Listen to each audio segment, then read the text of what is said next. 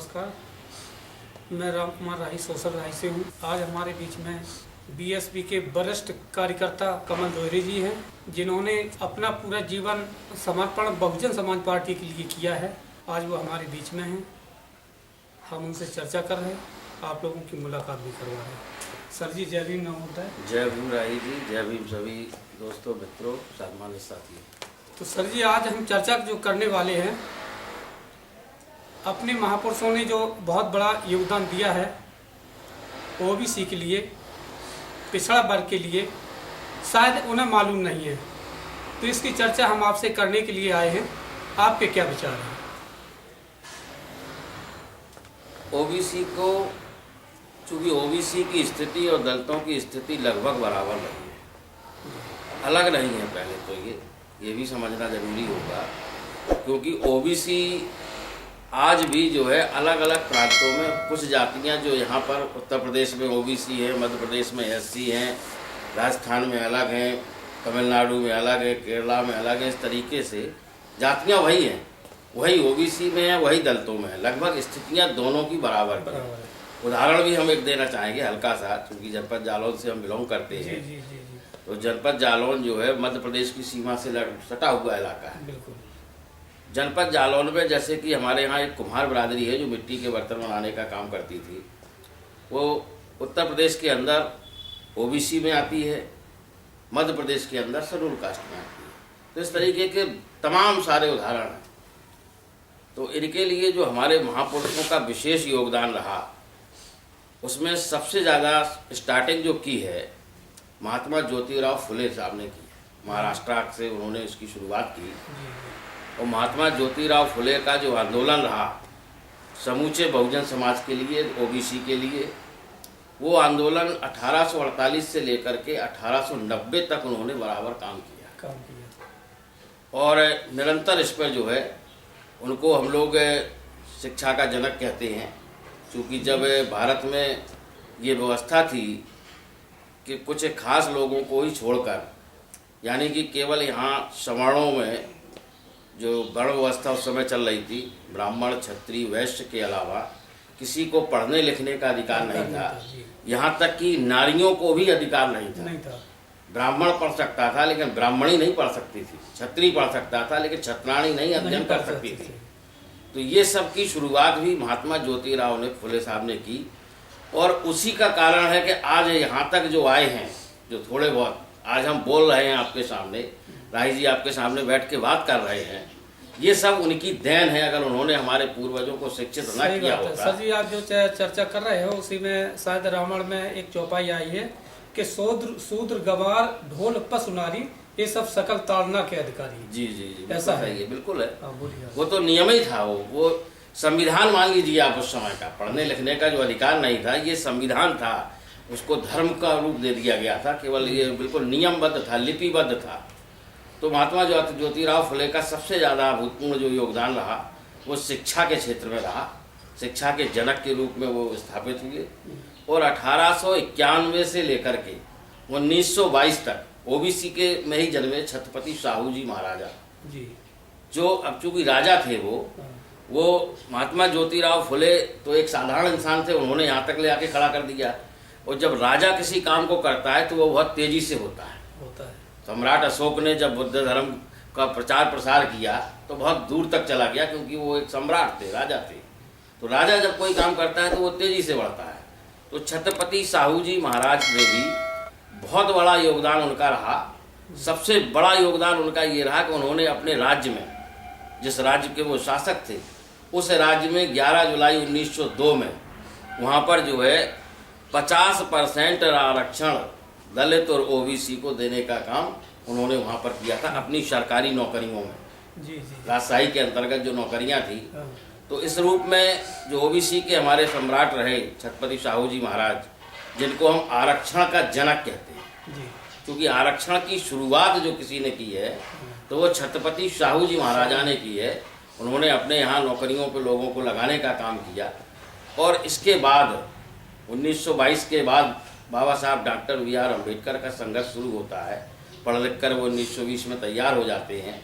तो 1956 तक लगातार उन्होंने काम किया। जी। और बाबा साहब डॉक्टर B.R. अम्बेडकर ने जो काम किया उसमें अद्वितीय काम रहा उनका, जो आज भी वर्तमान में दिख रहा है और चल रहा है।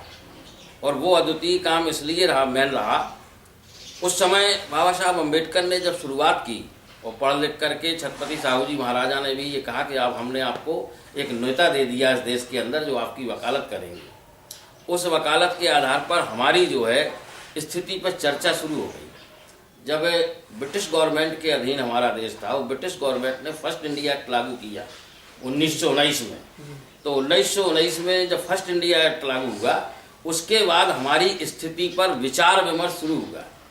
लीथियन कमेटी के अंतर्गत हमारी सर्वे की गई, हमारी ऊपर चर्चा होने लगी। फिर तमाम साइमन कमीशन वगैरह बने, जातियों का सर्वे हुआ तमाम प्रकार से। तो वो जो है जब सारे सर्वे करने के बाद इस रिजल्ट पे पहुँचे कि कितने लोग भारत के अंदर जो ऐसे हैं जो सामाजिक रूप से, शैक्षिक रूप से, आर्थिक रूप से, राजनीतिक रूप से दबाए गए हैं। जी। दबे नहीं थे, दबाए गए हैं, उनको नीचे दबा के रखा गया है कि ताकि वो कभी उभर ना पाए। तो ऐसे लोगों की बाकायदा सूचियां तैयार हुई। और जब गोलमेज सम्मेलन हुआ 1932 में, जब गोलमेज सम्मेलन हुआ, तो उस गोलमेज सम्मेलन में लंदन में बाबा साहब डॉक्टर अम्बेडकर ने स्वयं भाग लिया था। हालांकि सेकंड गोलमेज सम्मेलन था, फर्स्ट में भी उन्होंने लिया, लेकिन सेकंड गोलमेज सम्मेलन में उन्होंने सबसे ज़्यादा चर्चा अगर रखी तो ओबीसी और दलितों के बारे में अपनी बात को रखा उन्होंने ब्रिटिश गवर्नमेंट के सामने। और उस गवर्नमेंट के सामने जब उन्होंने अपनी बात को रखा और उसमें प्रयास बराबर किया और तर्क सहित बात रखी, तो ब्रिटिश गवर्नमेंट ने उस चीज़ को स्वीकार किया। ब्रिटेन की सरकार ने, ब्रिटिश गवर्नमेंट ने उस चीज़ को स्वीकार भी किया। और स्वीकार करने के बाद वहाँ पर ये निर्णय लिया गया अगस्त में ही 1932 में, 20 अगस्त 1932 में। तो ब्रिटिश के जो प्रधानमंत्री थे यहाँ भारत के अंदर, उन्होंने तत्कालीन रूप से ये घोषणा कर दी कि हम इनको रिजर्वेशन देंगे, इनको जो है आरक्षण देंगे 1932 में ही। और उस समय चूंकि महात्मा गांधी यरवदा जेल में बंद थे, तो उन्होंने यरवदा जेल में जो बंद थे, तो उन्होंने ये कहा कि देखिए ये तो ठीक है, लेकिन हम ये चाहते हैं कि हर हालत में ये तरीका ठीक नहीं है, इससे हिंदू में पृथक निर्वाचन क्षेत्र का जो सिस्टम आएगा ये दिक्कत देगा।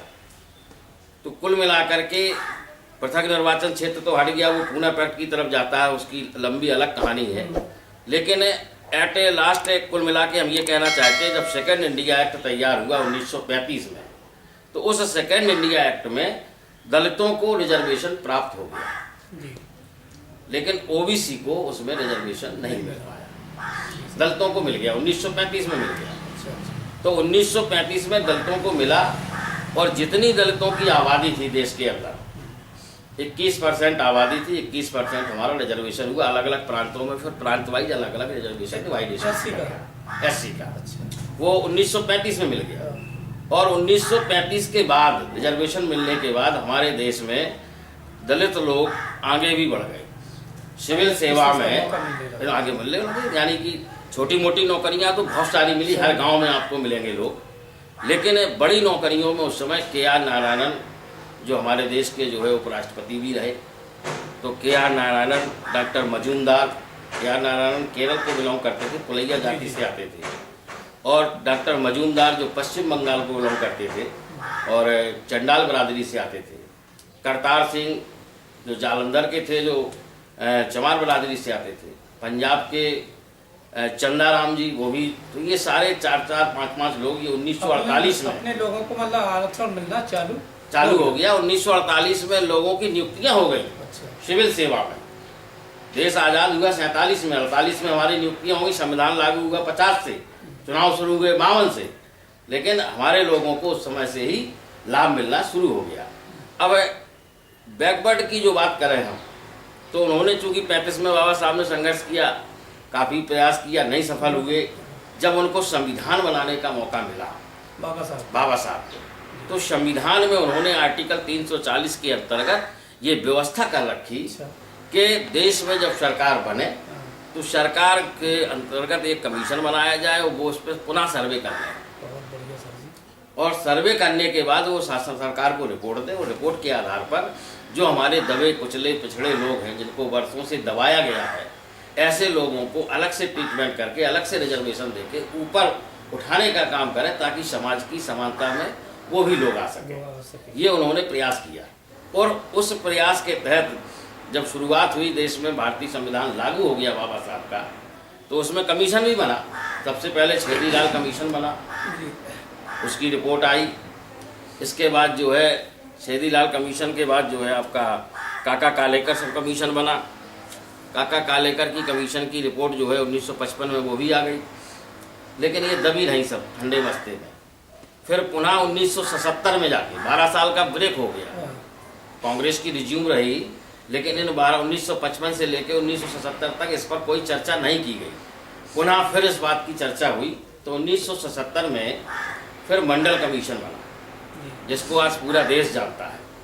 जो सांसद थे हमारे बिंदेश्वर प्रसाद मंडल, उनकी अध्यक्षता में ये कमीशन तैयार किया गया, और उस कमीशन ने घूम फिर करके पूरी रिपोर्ट का सर्वे करके और अपनी रिपोर्ट 1980 में सौंप दी।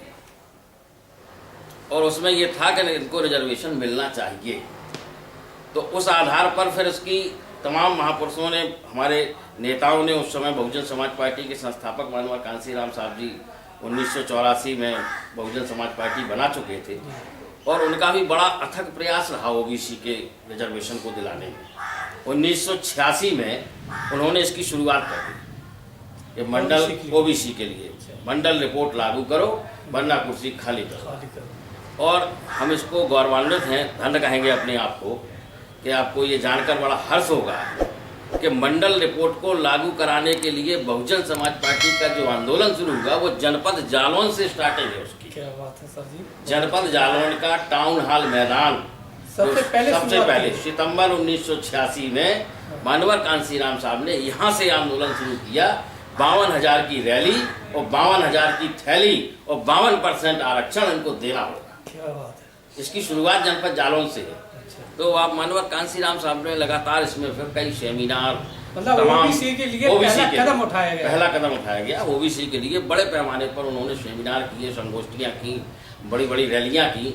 यहाँ तक कि गाजीपुर के 14 दलित लड़के शहीद हो गए इस मंडल आयोग की। और लोगों ने, जो विरोधी ताकतें थी, उन्होंने उन्हीं लोगों को, ओबीसी को ही तैयार करके हमसे भिड़ाने का काम किया कि मंडल रिपोर्ट लागू ना कराओ। ये तमाम चलता रहा। इसके बाद चूँकि 1989 में बीपी सिंह की सरकार बनी, जो कि गठजोड़ से बनी थी, जिसमें बहुजन समाज पार्टी भी शामिल थी। हमारे 3 सांसद थे, उन्होंने भी समर्थन दे रखा। देवीलाल की काफ़ी सांसद थे। बीपी सिंह की सरकार कब बनी थी? 1989 में। तो उस समय हमारे लोगों का भी काफ़ी समर्थन प्राप्त था। बसपा के सांसदों का था, देवीलाल जी के सांसदों का था, अन्य दलों का था। तो ये गठजोड़ की सरकार जो बीपी सिंह की बनी, उस बीपी सिंह की जब सरकार बनी, तो मानवर कांसीराम साहब ने बीपी सिंह सरकार से ये कह दिया कि देखिए हमारी शर्तें, सशर्त समर्थन हमारा आपका बाहर से रहेगा, आप सरकार चलाओ। उन्होंने कहा क्या शर्तें हैं? तो नंबर 1 को उन्होंने कहा आपको मंडल आयोग की रिपोर्ट को लागू करना है। नंबर 2 पर हमारी जो शर्त है, बाबा साहब डॉक्टर B.R. अम्बेडकर को भारत रत्न से सम्मानित करना होगा, जो कि आज तक की सरकारों ने नहीं किया, जबकि उनका इस देश के लिए महान योगदान था। मानवर साहब की, हाँ, बाबा साहब, हाँ, मानवर साहब की मांग थी। क्योंकि ये भी एक देश की विडंबना है कि संविधान के रचयिता को देश की आज़ादी के बाद, गणतंत्र लागू होने के बाद, 1950 के बाद 40 साल बाद 1990 में भारत रत्न से सम्मानित किया गया। दूसरी उनकी ये मांग थी। तीसरी उनकी ये मांग थी, उस समय चूँकि रथ यात्रा चल रही थी, भारतीय जनता पार्टी, RSS, बजरंग दल, हिंदू वाहिनी, लगभग 275 शाखाएँ इनकी, वो सब मिलजुल करके उनकी रथ यात्रा आडवाणी के नेतृत्व में चल रही थी। तो उन्होंने कहा इस रथ यात्रा को रोकना होगा। हमारे 3 सांसद हैं, हमारी 3 शर्तें हैं। उन शर्तों के आधार पर उन्होंने समर्थन दिया, लेकिन भारत रत्न मिल गया, रथ यात्रा रुक गई। मंडल आयोग की रिपोर्ट को लागू करने में किचकिचाहट पैदा हो रही थी उस तत्कालीन प्रधानमंत्री सम्मानित बीपी सिंह जी को। तब मानवर कांसीराम साहब ने देवीलाल से बात की। देवीलाल से कहा कि देखिए जिस कुर्सी पर प्रधानमंत्री जी बैठे हैं उसमें आपका तो पूरा पाया लगा है। मेरे तो 3 सांसद है, थोड़ा बहुत मेरा भी सहारा है, लेकिन आपके काफ़ी सांसद हैं, आपका तो पूरा पाया लगा है। और जब तक आप हिलाएंगे नहीं इसको, तब तक मंडल आयोग की रिपोर्ट लागू नहीं होगी। और आप ओबीसी को बिलोंग करते हैं, इसलिए आपके ये नैतिक दायित्व बनता है। तो जब दोनों लोगों ने, कांसीराम साहब ने और देवीलाल जी ने एक प्रेस को संबोधित किया, इकट्ठे हो गए, अलग अलग दल थे दोनों लोगों के, तब वीपी सिंह को लगा कि अब मेरी कुर्सी खतरे में हो रही है। तब जाकर के 1990 के अंतिम में वह वीपी सिंह सरकार ने मंडल आयोग की रिपोर्ट को लागू किया। तो कहने का आशय हमारा इतना है ओबीसी के पक्ष में, अभी भी चूंकि ओबीसी भ्रमित है। भ्रमित ऐसे है कि आपको मंडल आयोग की रिपोर्ट लागू हुई, लेकिन रिजर्वेशन मिला 27%। देश में इनकी आबादी 52% है और रिजर्वेशन मिला 27%।